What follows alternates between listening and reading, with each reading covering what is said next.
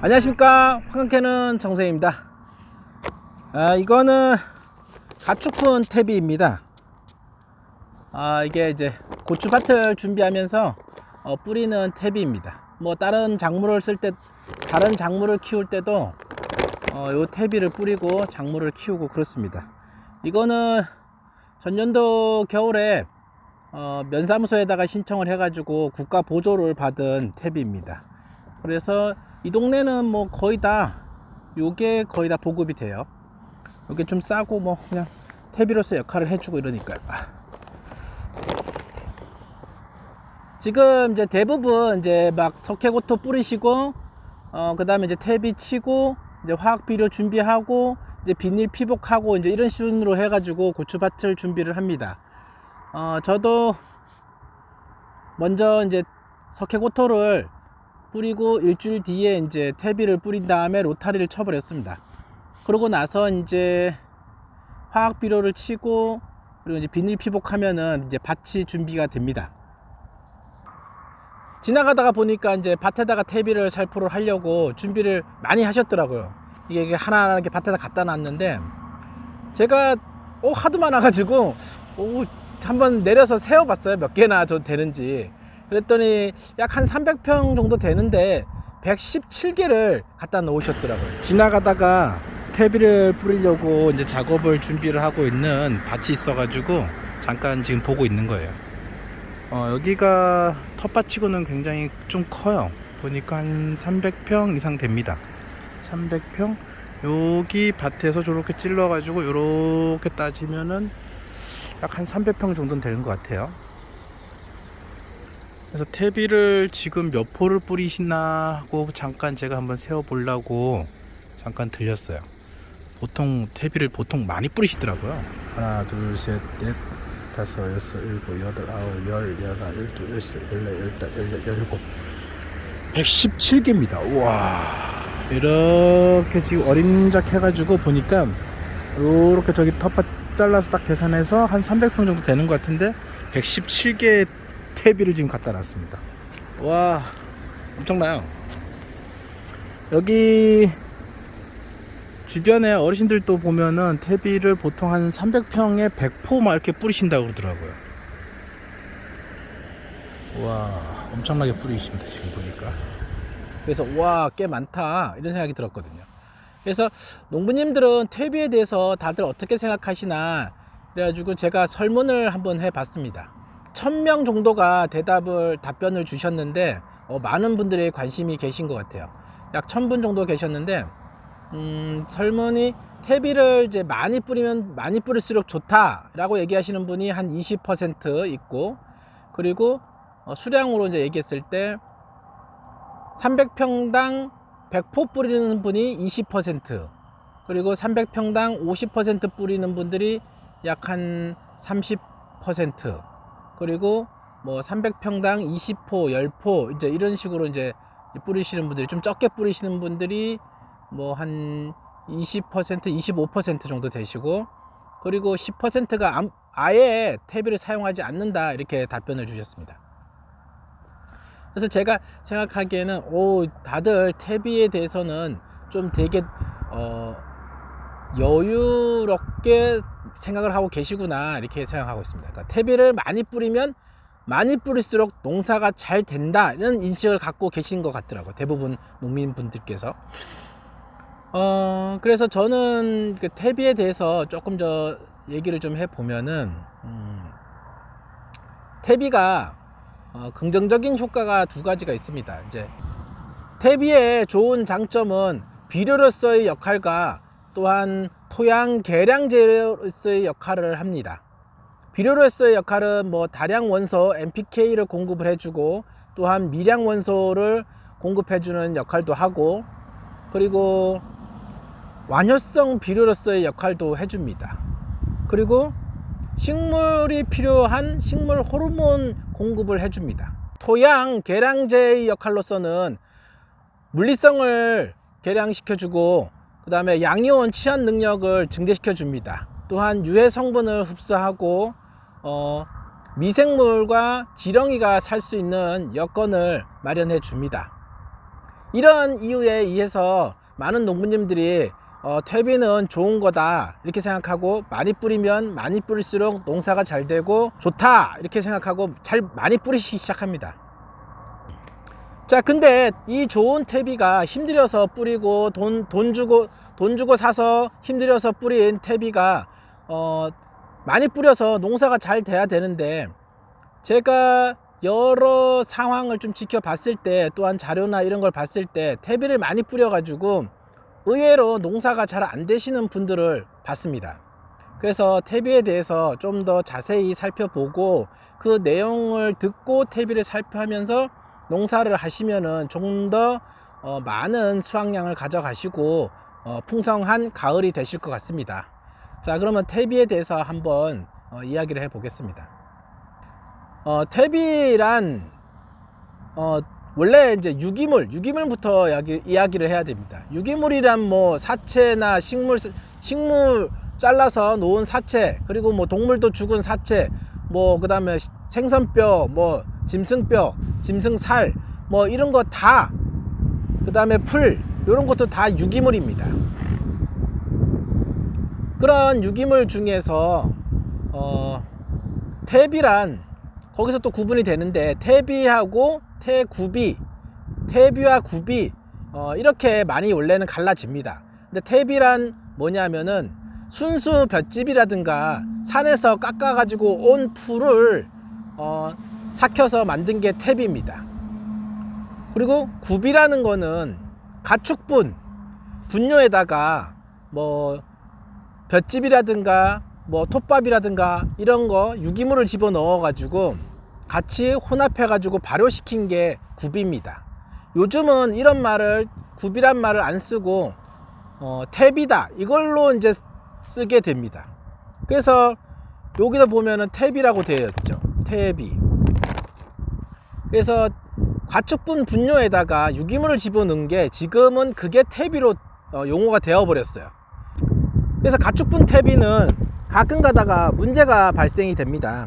그래서 가축분 퇴비에 대해서 좀 알고 써야 됩니다.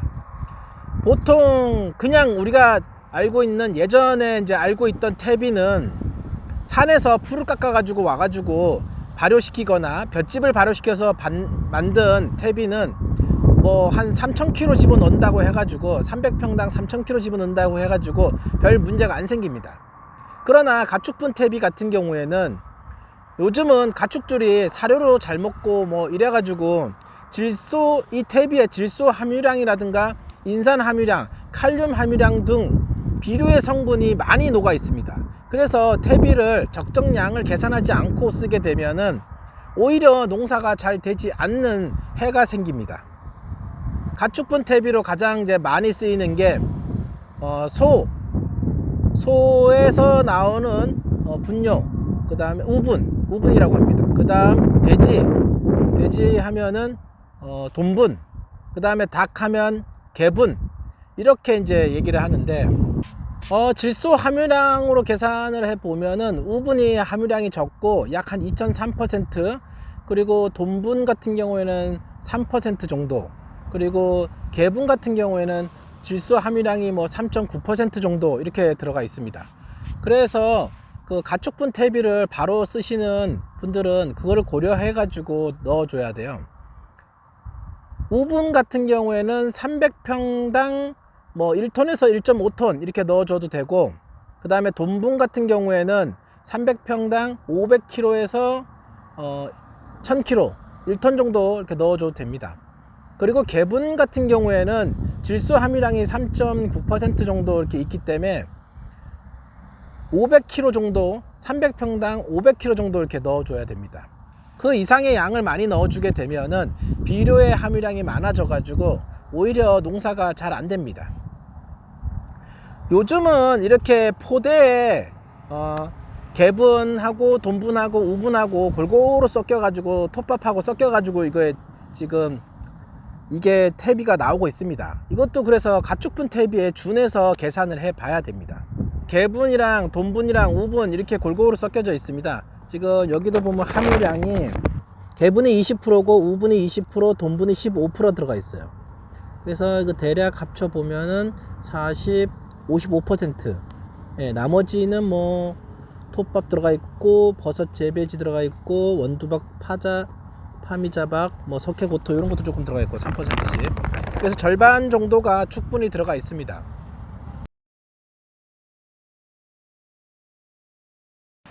일반 가축분 퇴비 개분 같은 경우에는 질소가 3.9%, 그 다음에 인이 18%, 그 다음에 칼리가 33.2% 이렇게 들어가 있습니다. 1톤당 들어가는 NPK가 얼만큼 들어가 있냐, 질소가 39kg가 들어가 있고, 그 다음에 인이 18kg, 그 다음에 칼리가 32kg가 들어가 있습니다. 그래서 이 양을 고려를 해줘야 됩니다. 밭에 이제 화학비료를 집어넣을 때 퇴비가 많이 들어가 있다 그러면은 화학비료 양을 줄여줘야 됩니다. 그래서 이 퇴비는 벌써 이미 비료를 함유한 양이 있기 때문에 그 양을 계산을 해 가지고 줘야 됩니다. 근데 이제 뭐 이렇게 다 들어가 있다고 해 가지고 우리 여기가 심어 놓은 고추나 뭐 어떤 작물들이 100% 그걸 다 이용하냐, 그렇지는 않습니다. 질소 같은 경우에는 뭐 39%가 들어가 3.9%가 들어가 있고 1톤을 넣으면 39kg가 되지만 실질적으로 식물이 사용하는 거는 절반 정도, 50% 정도 질소는 이용할 수 있고, 질소는 50% 정도 이용할 수 있고, 그 다음에 인 같은 경우는 100% 활용이 됩니다. 그리고 칼리 같은 경우에는 70% 활용하니까 그 양을 좀 어느 정도 가늠을 해서 화학 비료를 넣고 토양을 만들어 줘야 됩니다. 그래서 우리가 자주 사용하는 이 포대형 가축분 퇴비는 얼마나 많은 비료 성분을 함유하고 있을까, 그거를 제가 계산을 한번 해 봤습니다. 50호, 1톤에 비료에 환산을 하면은 유효한 성분이 얼마나 들어가 있을까, 이제 이거를 계산해 봤는데, 대략 1톤에 질소 5kg, 그 다음에 인산 8kg, 칼리 8kg가 포함이 되어 있습니다. 자, 그러면은 우리가 보통 농사를 지을 때 화학 비료는 고추밭에 300평에 뭐 NPK로 계산했을 때 질소가 약 한 20kg, 인산이 뭐 12kg, 칼리가 한 15kg 이 정도 들어갑니다. 그래서 퇴비를 50호 정도 뿌렸다 하신 분들은 그거를 감안해 가지고 계산을 해 줘야 됩니다. 그리고 퇴비를 100호 뿌리셨다고 하시는 분들은, 그러면 제가 아까 50호에당 질소가 5kg, 인산이 8kg, 칼리가 8kg 정도 들어가 있다, 어림해 가지고 계산한 겁니다. 그러면 100포 정도 집어넣었다 하시는 분들은 100포면 2톤이 되겠죠. 2톤 정도 들어갔다 그러면은 벌써 질소가 10kg, 인산이 16kg, 칼리가 16kg 이렇게 들어갑니다. 그리고 나서 만약에 또 화학 비료를 그만한 양을 집어넣으면은 식물이 필요로 한 양의 2배 정도가 벌써 들어가기 때문에 식물이 자랄 수 있는 여건이 안 좋습니다. 많이 집어넣으면 잘 크는 거 아니냐 이렇게 얘기하시는 분들이 있는데 그건 아닙니다. 땅속에 전기 전도도가 높아지면은 식물이 잘 못 큽니다. 그걸 염료장애라고 그래요. 이제 질소, 특히 이제 질소 같은 경우에는 퇴비를 많이 뿌리게 되면은 질산태 질소가 함유량이 높아져 가지고 뿌리가, 고추 뿌리 같은 경우에는 뿌리가 이렇게 뻗어나가지를 못합니다. 그냥 오고무라 들어서 한 달 두 달이 지나더라도 고추가 크지 못하고 작습니다. 왜소하게 크고. 그래서 땅 속에 비료기가 많으면 안 됩니다. 오히려 퇴비가 하나도 없어도 농사는 잘 됩니다. 제가 퇴비를 10년 동안 뿌리지 않은 밭에도 퇴비를 뿌리지 않고 고추 농사를 비료를 조금 넣고 해봤더니 농사가 잘 됩니다. 차라리 이제 뭐 급하게 많이 집어넣다 하겠다 하시는 분들은 안 집어넣는 게 효과가 더 좋습니다.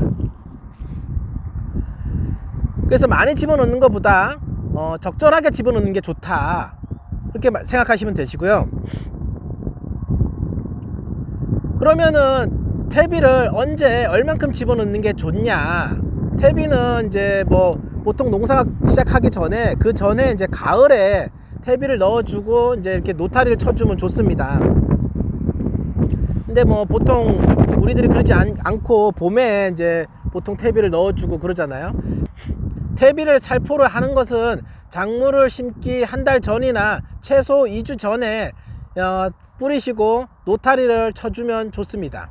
퇴비를 뿌리게 되면은 이게 가스가 나오고 유기산이 나와 가지고 작물을 심게 되면은 작물 뿌리에 영향을 주게 됩니다. 그래서 최소 한 달이나 2주 전에는 퇴비를 뿌려줘서 그거를 해를 경감시켜 줘야 됩니다. 그리고 이제 가을에 뭐 이렇게 퇴비를 뿌려 놓고 그냥 가만히 방치하고 놓으면은 안 됩니다. 왜 그러냐면은 퇴비는 이제 위에 이렇게 지상으로, 특히 이제 노지에서 뿌려 놓고 나면은 공기 중으로 산화가 돼 가지고 질소가 날아가고 퇴비로서의 역할은 많이 줄어들게 됩니다. 그래서 힘들어서 뿌려 놓은 퇴비가 효과가 줄어들게 됩니다. 그러면 적정한 양은 얼마냐, 그렇게 생각하시는데 저는 적정한 양은 뭐 한 300평당 20호에서 30호면은 적당하지 않냐 이렇게 생각합니다. 즉 이게 가축분 퇴비 20호니까 400kg에서 500kg, 많으면 600kg까지. 그래서 그렇게 생각하시면 됩니다. 여기는 전년도에 300평당 20호를 뿌렸고 올해는 좀 많이 뿌렸습니다. 그래서 300평당 30호를 뿌렸습니다. 동네 아저씨들이 뭐라 그래요. 야, 너 그거 뭐 고추 그렇게 하는데, 고추 심는데 퇴비빨로 커야 되는데 여기 고추 한 100포씩 뿌려야 된다고, 한 300평당 100포 뿌려야 된다고 막 이렇게 얘기하세요. 주변 분들 다 그렇게 얘기를 하세요. 지나가시는 분들도 그러고 뭐 여기 사시는 분들도 뭐 가보면 정말 퇴비 많이 쌓아놓고 많이 뿌리십니다. 근데 저는 그거하고 생각이 좀 달라요. 퇴비를 많이 뿌리게 되면은 염류 장애가 발생될 가능성이 높기 때문에 그거는 좀 아니라고 생각하고, 퇴비는 300평당 20호에서 30호가 적당하다, 그렇게 생각합니다. 그래서 포대형 가축분 퇴비의 사용량을 조사해 보았습니다. 대부분 400kg에서 600kg 또는 1200kg까지 양이 정해져 있습니다. 그래서 사용량을 포대 뒤쪽에 보면 나와 있습니다. 그래서 확인을 하고 사용을 하시면 됩니다.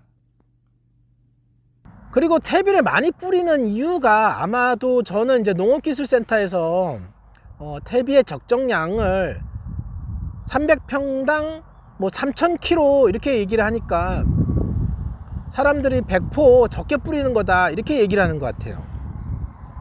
그래서 농업기술센터에서는 왜 300평당 3000kg를 얘기할까 이런 생각을 하는데, 질소 함유량이나 이런 거는 좀 고려를 하지 않고 그 3000kg라는 단어는 아마도 옛날에 그 순수 퇴비, 볏짚이라든가 산에서 깎아온 풀로 만든 발효시킨 퇴비의 양을 놓고 얘기를 하는 건 아닌가 이런 생각이 듭니다. 그걸로 따져서 계산을 하면은 3000kg 넣어도 이상이 없습니다. 근데 가축분 퇴비로 3000kg를 넣으면 염류 장애가 오고 질소질 함유량이 너무 높기 때문에 뿌리가 다 썩습니다. 그래서 뿌리가, 고추 뿌리가 이렇게 뻗어 나가지를 못하고 작물의 뿌리가 뻗어 나가지를 못합니다. 그래서 예민한 식물들은 농사가 안 됩니다. 염류가 많은데 잘 자라는 거는 옥수수 같은 건 잘 자라요. 옥수수 같은 경우는 염류 장애를 해결하기 위해서 이렇게 심는 작물이 옥수수입니다. 옥수수는 강해요. 그래서 염류 장애를 해소하고 싶다 그러면 옥수수를 심으면 그 땅에 있는 비료 성분을 쪽 빨아먹고 그 다음에 전기 전도도가 낮아지니까 다른 작물을 심을 수가 있습니다. 고추 같은 경우에도 전기 전도도를 1.5 이하로 맞춰줘야 돼요. 땅의 전기 전도도를 1.5 이하로 맞춰줘야지 농사가 잘 됩니다. 2.0이 넘어가면은 농사 안 됩니다. 그래서 그런 것도 고려하시고 퇴비 뿌리셔야 되고, 화학비료 뿌리는 것도 고민하셔야 됩니다. 지금 이제 퇴비 많이 뿌리시니까 이제 퇴비 얘기하고, 제가 한 며칠 있다가 또 화학비료 어떻게 뿌리면 좋겠다 이런 얘기를 좀 또 영상을 또 제작해서 만들어 보겠습니다. 감사합니다.